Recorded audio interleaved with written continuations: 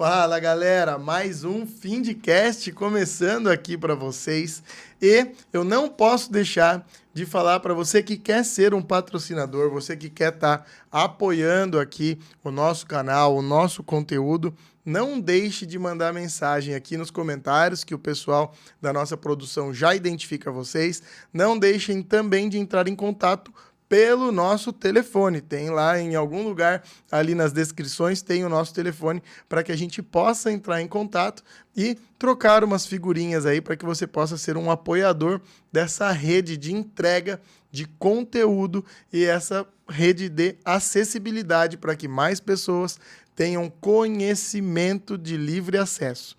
E hoje eu tô com uma jovem, ela se considera jovem. Ela já falou isso no começo do programa, que ela não é velha, ela é jovem. Uma moça de 30 anos que começou a trabalhar desde a adolescência, começou com os pais, mas ela, pelo visto, já tinha uma visão a longo prazo, porque ela tinha dentro dela uma certeza, que não era isso que ela queria para o resto da sua vida.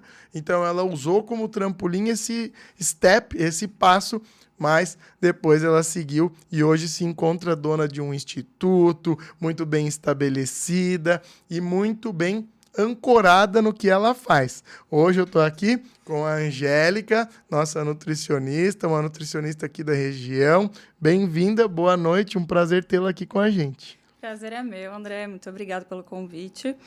Gostei muito da ideia do Findcast, já assisti diversos episódios, queria te dar até parabéns pela iniciativa. Obrigado. Muito legal o quanto que isso pode ajudar os novos empreendedores e até quem já está na área, né? Eu mesma já aprendi bastante. E é isso aí. E eu tento trazer nele pessoas do nosso cotidiano, pessoas da região e sempre mostrar aqui, deixar claro para todo mundo que vai nos assistir, que vai compartilhar isso um dia, que vai mostrar para um filho, para um neto, que as pessoas, elas têm dificuldades na vida, as pessoas, elas têm vitórias.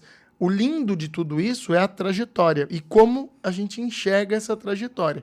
Por isso eu faço algumas perguntas do futuro, algumas perguntas do passado, mas sempre mostrando acertos, erros e dificuldades de todo mundo. É a verdade nua e crua, né? É, por trás nua e crua. dos bastidores, às vezes a gente deseja, se inspira em alguém, na empresa, na profissão, mas esquece que existem os bastidores, né? Isso é super importante de saber. E poucas pessoas valorizam os bastidores. Exato. Então, vamos deixar claro para essa galera. Conta aí, eu já comecei na introdução contando um pouquinho da sua trajetória. Conta um pouco como é que foi começar a trabalhar, o que você entendia quando começou a trabalhar e com o que era. O que o papai tinha aí de fábrica que você foi englobada para dentro. Exatamente, englobada, né? Porque papai não deixava a gente ficar em casa só estudando, na época era colégio.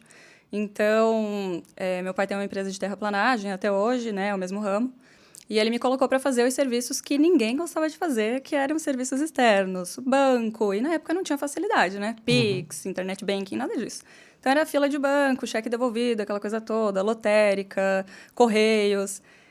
Lógico, eu era uma jovem de 16 anos, né, ainda somos, como falamos antes. Então, o que o jovem sabe fazer, né? Sobrou isso. E eu não gostava de fazer aquilo, mas tudo bem, tinha que trabalhar, como expliquei, e tinha um outro ponto. Graças a Deus, eu tenho uma família muito bem estruturada, nunca nos faltou nada, meu pai sempre trabalhou bastante, mas a gente nunca teve luxos, né? E meus pais sempre criaram a gente com o seguinte pensamento: você quer além disso aqui, porque o dinheiro é nosso, você quer além disso? Tenha o seu dinheiro e adquira. Então, eu estava trabalhando também pela finalidade, né? Pelo resultado, que seria o quê? O dinheiro. Então, duas coisas que eu enxerguei ali naquele momento, né? Que tudo bem você trabalhar apenas pelo resultado, que seria esse retorno financeiro, porque todo mundo precisa de dinheiro, isso eu já entendi desde muito nova. Mas teve um outro ponto que daí fez com que eu não seguisse dentro dessa empresa, né? Trabalhando com meu pai, que eu sempre vi meu pai trabalhando, muito estresse, o nome já diz trabalho, né? É esforço. Então, sempre acompanhei ali os estresses. Mas sempre que ele falava do trabalho dele, era com brilho, sabe? Um orgulho da trajetória dele, de tudo que tinha conquistado. E ele acordava às 5 horas da manhã para trabalhar, voltava tarde, nunca vi ele reclamando, nunca. Minha mãe, hoje, ela é do lar, trabalha muito, né? Quem é do lar também. Às vezes trabalha dobrado e é um trabalho teoricamente invisível, mas essencial. Exato. E teve uma época que ela trabalhou com confecção, então ela abriu uma loja, ela ia para São Paulo de ônibus para buscar mercadoria, a gente levava ela e tudo mais.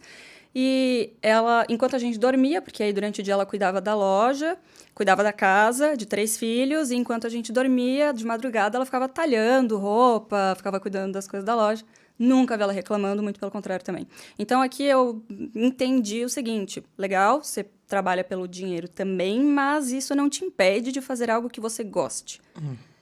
E como eu não gostava daquilo que eu fazia, né, naquela época, eu entendi que eu queria a minha trajetória. Eu queria a minha satisfação nesse aspecto. Algo que mexesse com o seu próprio brilho, né? Isso, que quando eu falasse, também tivesse aquele brilho que eu via nos meus pais, quando eles falavam do trabalho deles. E Bill Gates tem um ensinamento para nós que ele fala assim: levante da cama durante 5 dias consecutivos, se olhe no espelho e pergunte se você está sendo feliz com o que você está realizando. Se dentre os 5 dias, apenas por um dia você falar, não estou feliz, pare, pense e recomece de uma outra forma, porque aquilo não faz sentido para você. Só continue se você passar os 5 dias e sobre os 5 dias você responder sim. Então, eu acho que é um insight para todo mundo aí que reflita diariamente sobre se você está fazendo o que você ama, se você está na trajetória que você gostaria de estar, porque nós somos donos dos nossos próprios destinos. É isso que você falou, eu acho que tem que fazer sentido, sabe? Porque o adulto, ele tem as responsabilidades, boleto não se paga com brilho nos olhos, né? Mas aquilo que você faz tem que literalmente trazer um sentido para você levantar da cama todos os dias e ir lá dar o teu melhor, né? Existe aqui talvez uma coisa de um egoísmo saudável, que é se você tá feliz fazendo aquilo, então você vai dar o teu melhor e, consequentemente, mais pessoas vão se beneficiar daquilo. Sim, e eu gostei do ensinamento de papai. Agora eu, como pai, todo mundo sabe, a Nathalie tá grávida aí de 7 meses. A melhor coisa é esse ensinamento. Olha, eu te forneço o básico. Se você quiser além disso, meu amigo, você trabalha, porque o que eu forneço para mim mesmo além disso é porque eu trabalhei. E quando a gente é filho, a gente quer o contrário. O que é dele é meu. Não, Exato. o que é dele é dele, e o seu você conquista. Então, eu achei fundamental. E vou passar isso pra Serena também, ela que veja isso um dia e se esperte que ela vai ter que produzir o dela. Não tô nem aí. Conta pra mim, da onde veio a nutrição, o que você já conhecia da nutrição para você escolher esse caminho? Absolutamente nada. A nutrição veio porque eu não sabia o que fazer. Então, eu comecei, minha primeira faculdade foi design gráfico, na verdade. Já comecei toda errada, porque eu escolhi essa faculdade para pertencer a um grupo de amigos que eu achava legal. Tudo errado, né? Eu não sabia o que eu estava fazendo, já estava num grupo de amigos que, se eu tivesse que trabalhar em algo para pertencer, eu já não deveria estar ali. Não sabia o que estava fazendo, não poderia ter outro resultado, a não ser um desastre. Então, eu fiz o primeiro semestre, e já no primeiro semestre, para eu ficar dentro da sala de aula, eu tinha que estar com chocolate ou um doce e uma lata de refrigerante. Ali começou o meu processo, talvez, com a nutrição, sabe? Me chamar a atenção. Isso durou a faculdade inteira, eu cheguei a ficar deprimida, assim, não vou dizer depressiva, porque não era um quadro depressivo, mas extremamente deprimida, não estava feliz. E eu falei, bom, vou insistir, então, mais um período pelo menos, para ver o que acontece. Não deu, começou, metade do segundo período já estava pior do que o primeiro. Fora um ganho de peso, tudo... E eu engordando e aquilo martelando na minha cabeça, sabe? Aquela coisa do porquê que eu preciso comer e algo que tem que ser muito prazeroso. O que isso tem a ver com a minha faculdade? Eu não entendi ainda. E conversei um pouco com meus pais, falei que queria trancar a faculdade. Eles falaram, não, insiste, termina pelo menos agora o segundo período, então depois a gente vê. Dia seguinte, fui, tranquei a faculdade, não falei nada pra ninguém, só cheguei com o resultado. Eles ficaram meio assim, mas aí veio a seguinte pergunta, né? E, ok, o que você vai fazer agora? Falei, aquela vaga da empresa, daquelas coisas que ninguém gosta de fazer, tá aberta ainda? Já botaram alguém? Porque eu quero. Aí voltei a trabalhar com meu pai, só para não ficar, né? Também tinha que trabalhar. Enquanto isso, comecei a pensar no que eu ia fazer e aquela coisa do alimento martelando na minha cabeça. E aí eu lembrei que teve uma amiga minha que foi fazer nutrição e ela era o meu extremo oposto. Ela deixou de comer.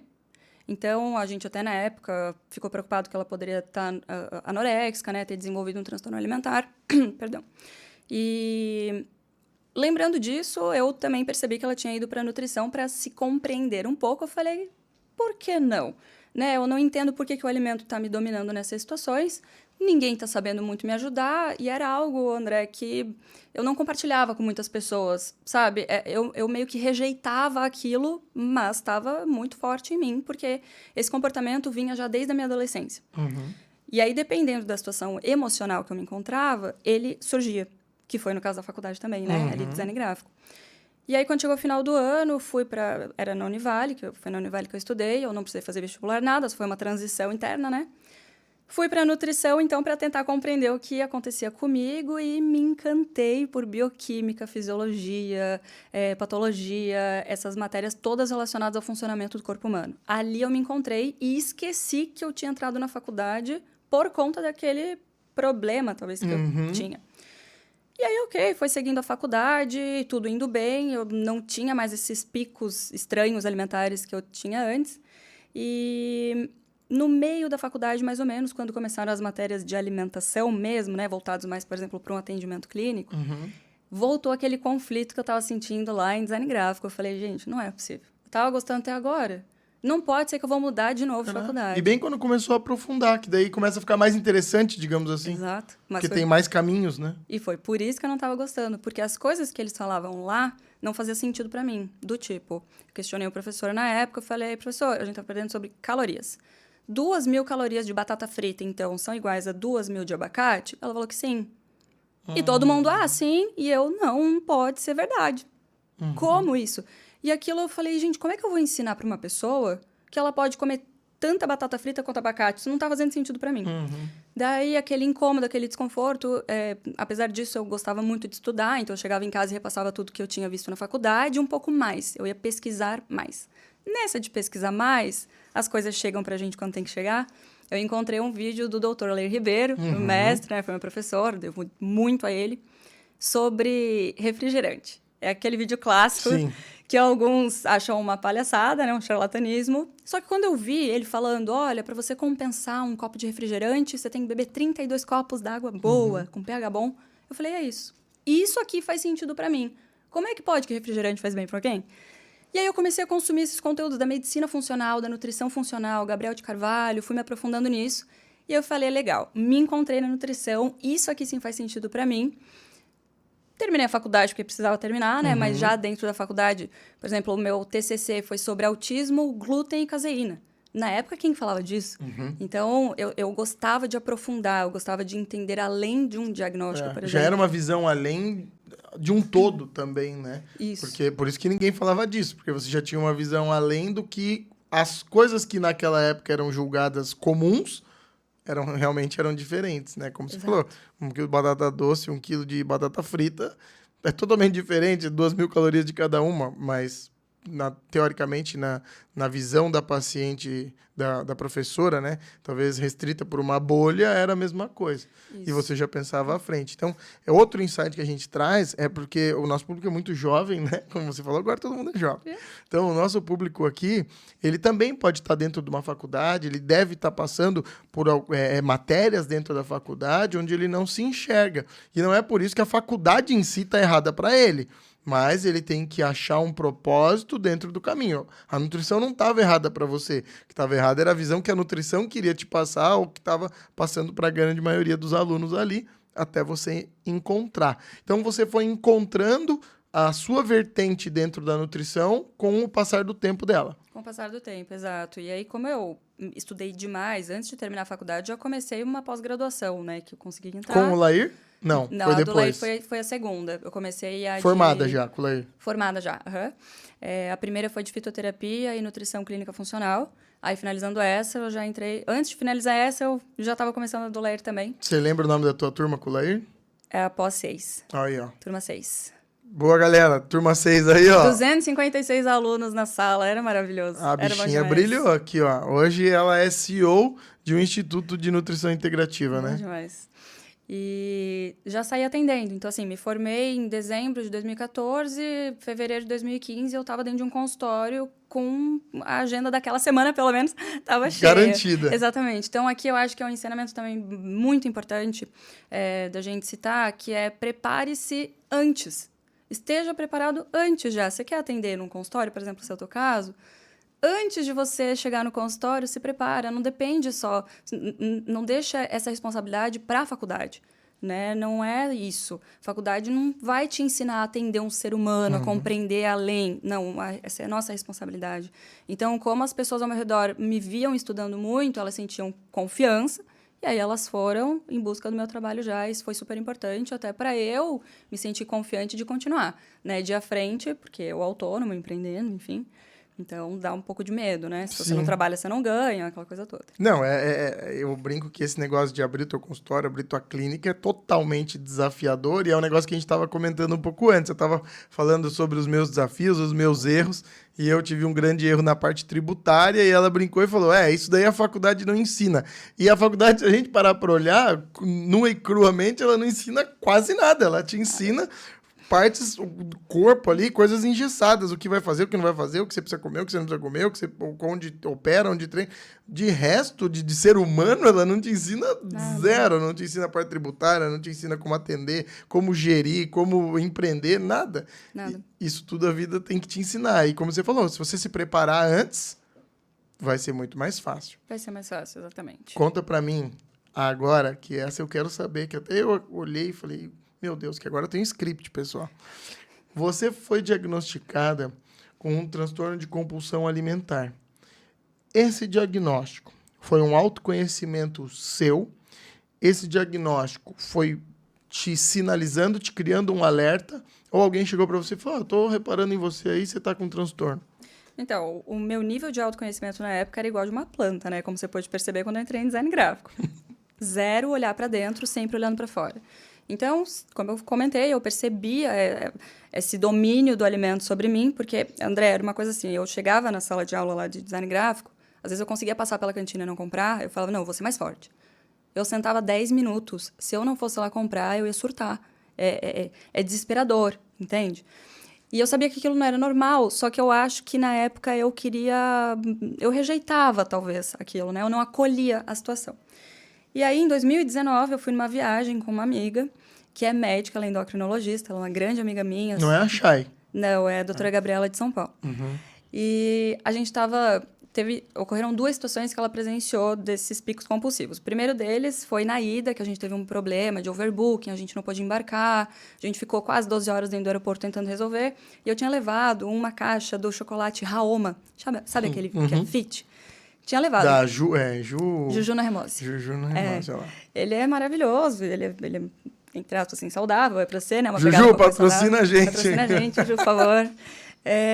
E aí, enquanto a gente estava lá super cansadas, ou seja, deu uma desestabilizada no meu emocional, porque eu fiquei nervosa, né? Não sabia o que ia acontecer. Eu sentei no chão, a Gabi, essa minha amiga, discutindo lá no balcão, eu sentei no chão e comecei a comer. E aí, quando eu percebi que eu tava quase acabando a lata, eu fiquei com vergonha. Aí eu olhei pra Gabi e falei, amiga, quer um chocolate? Daí ela olhou assim, tá comendo chocolate agora, sabe? Ela, não quero. Eu falei, ufa, ainda bem que ela não quer. O meu pensamento era esse. Continuei comendo, acabei com a lata, joguei a lata fora pra ela não ver, mas ela percebeu. Ok, ela não falou nada. Aí, na viagem, foi tudo certo, tava bem, então me alimentava bem também. Na volta, aconteceu uma outra situação, aí foi pessoal e me desestabilizou muito emocionalmente. E eu tinha comprado uma caixa desse tamanho, André, de chocolate suíço para trazer de presente. Ninguém ganhou o chocolate da viagem. O Raoma tem, acho que uns 20 na lata. Eu acho que tinha 15, 12, talvez, por aí.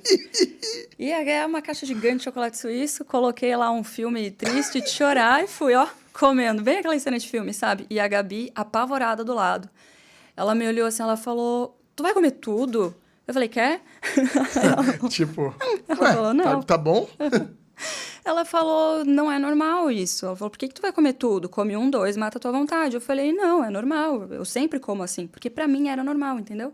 Eu falei, eu não consigo pegar um pacote, uma caixa de bis e comer 2. Eu vou comer inteiro. Isso acontece com tudo.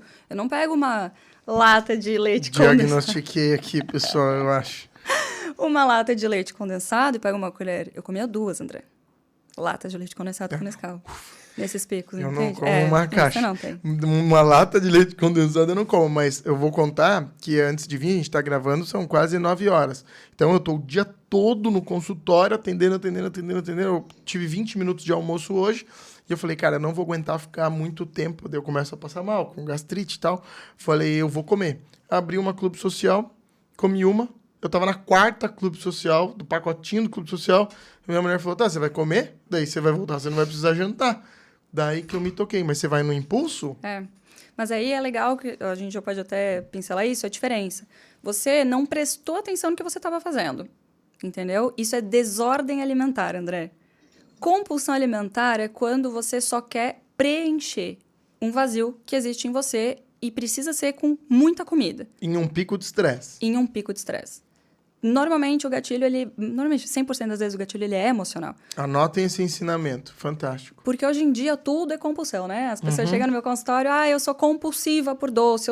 Eu depois que eu fiz, nossa, isso aqui é horrível. Depois que eu fiz uma dieta mais restritiva, eu desencadeei uma compulsão. Daí fica aquela frase, né? Restrição gera compulsão. E não é isso. Compulsão alimentar é uma doença, ela tem um diagnóstico, ela é um transtorno. Existem causas importantes na base, né? Então, não é bem assim. E aí, a Gabi, presenciando aquela cena, conversou um pouco comigo e eu neguei. Eu não quis aceitar que eu tinha o diagnóstico. Talvez porque eu cuidava da vida de outras pessoas, era nutricionista, tinha muito conhecimento já, né? Eu dei uma negada. Aí, passou um tempo, eu comecei a ter vários desses picos, estava num momento bem difícil, comecei a ter muito disso e fui estudar. Comecei a ler os critérios, comecei a ler artigos, eu falei, gente, não tem mais como negar, não tem mais como fugir disso. E na época eu já fazia terapia, eu já tinha uma maturidade emocional. Uma maturidade emocional, exatamente. Aí eu chamei a Gabi, eu falei, vamos me tratar, por favor, porque não dá, eu preciso de ajuda. Daí eu falei, eu preciso de ajuda, daí na terapia eu levei esse tema, né, trabalhei por um tempo, a Gabi foi me acompanhando também, me acompanha até hoje. Só que o problema aqui, André, é que eu demorei muito tempo para começar a tratar, né? Eu lembro que eu comecei a ter esses picos de compulsão mais ou menos com uns 15 anos de idade. E eu tô com 30. Hoje eu comecei a tratar mais ou menos ali com uns 28, 27 anos. É o que eu ia te falar. Eu olhei pra você, a gente tava um tempão sem se ver, e eu conheço você dos 27, 26 ali. Falei, nossa, você tá bem mudada. Cara, foi bem na época, então, que você se autodescobriu e começou a se remoldar aí. Exato. Princesa, conta pra mim. Hoje, se você pudesse dar um conselho pra Angélica, lá de trás, o que você falaria? Em relação à profissão, né? É. Conselho número 1. É justo que muito custe aquilo que muito vale. Essa frase, ela fala muito sobre aquilo que a gente estava puxando antes, que a faculdade não ensina sobre ganhar dinheiro, muito pelo contrário, ela fala que é um absurdo alguém cobrar muito por uma consulta, né? Eles até trazem isso. E quem trabalha com a área da saúde, André, não sei se você já sentiu isso também, a gente teve já... hoje está um pouco melhor, mas a gente teve uma época de que realmente não era bonito você cobrar muito do teu paciente ou pelos tratamentos, né? Porque, afinal de contas, você trabalha com saúde, como que você vai fazer isso? Era só o amor. É, o amor, exatamente. E se você investiu muito em você para poder ajudar muito bem as pessoas, é justo que você receba por isso. Né? Então, ótimo a gente trabalhar com o que a gente gosta, realmente assim, o reconhecimento sobre isso, né? Você ajudar as pessoas é maravilhoso, mas todo mundo precisa dessa moeda de troca. E tá tudo bem você ganhar dinheiro ajudando as pessoas de maneira honesta e justa. Né? Então, esse é o primeiro conselho que eu daria lá atrás, porque eu não comecei a minha carreira com esse pensamento. Se autovalorizando. Né? Nossa, não. Assim, foram uns 2, 3 anos cobrando muito menos do que eu realmente poderia e deveria cobrar. Né? E sempre com medo de aumentar o valor da consulta, porque eu achava que ninguém também ia pagar e, enfim, né? Não tinha essa consciência. E o segundo conselho, pode ser 2? Pode. O segundo conselho é sobre dar ouvidos às pessoas certas, né? Então, assim, sim, você tem que se importar com a opinião das pessoas, mas as pessoas certas. Porque muita gente vem falar e daí não é opinião, é pitaco. Não né? construiu nada e tá querendo dar o palpite em quem tá construindo. Não calçou teus sapatos, não passou pelo que você passou e fica dando pitaco. Daí você não tem que se importar. Agora, a pessoa certa vir falar com você já não é opinião, é conselho. Aí você deve prestar atenção, sim. Isso, daí vai mudar muita coisa. Muito. Agora eu quero fazer uma pergunta para a doutora Angélica. Tá. Você sabe que aprender com os erros é fundamental. Se você pudesse olhar para trás, compreender um erro pontual que você cometeu durante a sua trajetória, que hoje, olhando para futuros nutricionistas, você daria de conselho, o que você falaria? Saber o real significado de foco. Foco não é só a gente saber aonde a gente quer chegar ou o que a gente quer atingir. É nesse processo você gerar uma certa cegueira. Você precisa ser cego para tudo aquilo que está ao teu redor, até você atingir aquilo que você quer. No meio do caminho, no início da minha carreira, eu ia pegando tudo. Então, assim, teve uma época que eu estava atendendo em 5 lugares diferentes. Porque naquela época eu também não queria fazer nada, crescer, eu queria ir plantando, eu queria ir divulgando, eu precisava que as pessoas conhecessem a minha capacidade, né? Mas depois que eu abri o meu instituto, eu ainda errava nisso. Então, assim, abrir o instituto, faz aquilo ali dar certo, faz aquilo crescer, isso é foco. Ia aparecendo convite para atender em Floripa, em Tijucas, em Balneário, abrir consultório aqui. Quando eu vi, nenhum dos lugares estava dando o resultado que deveria dar, entende? Aí, a duras penas, quebrando a cara, eu aprendi que a gente precisa realmente criar uma cegueira para as outras coisas ao nosso redor para manter o foco. Né? O foco não é só olhar para onde você quer. Exatamente, para você se manter por lá também. Tem um livro que eu amo, que eu já li 2 vezes, não vou me recordar agora o nome do autor, mas é O Poder do Não. É o poder de você saber se concentrar em falar não para as coisas certas e sim para as que você deve, realmente dedicar o sim, para daí fazer com que aonde você empenhou o sim se realize, para daí você começar a poder olhar para onde você disse não novamente e ver se ele pode se tornar um talvez, ou se ele pode continuar sendo um não, ou até um sim. Mas primeiro, saber aprender a dizer não para várias coisas, sim para poucas, para depois você fazer esse olhar retroativo aí para onde você disse não, e aí sim, com mais qualidade, com mais tempo, com mais organização, decifrar se vale a pena ou não, daí despenhar tempo ali para aquilo que você vai executar. Perfeito. Angélica, muito obrigado pelo nosso bate-papo, foi muito construtivo. Espero daqui a pouco tê-la aqui de novo com a gente.